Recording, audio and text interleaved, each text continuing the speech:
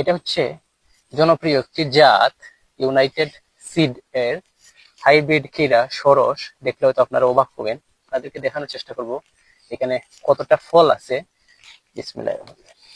1 2 3 4 5 6 7 8 9 10 11 12 13 14 15 16 17 18 19 20 21 22 23 24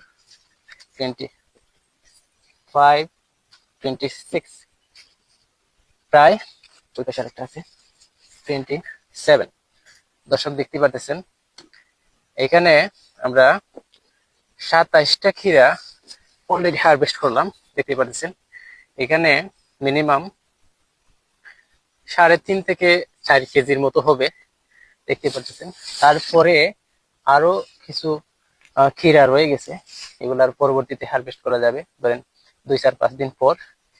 এই জারটা দেখতে পাচ্ছেন 28টা। হ্যাঁ, তো অলরেডি আমরা 4 কেজি হারভেস্ট করে ফেলছি।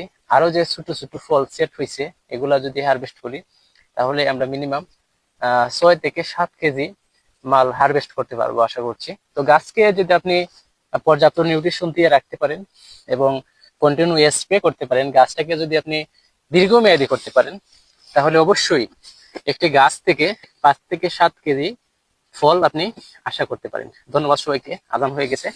ভালো থাকুন, সুস্থ থাকুন এই প্রত্যাশায় আজকের মতো এখানে বিদায় নিচ্ছি। আসসালামু আলাইকুম।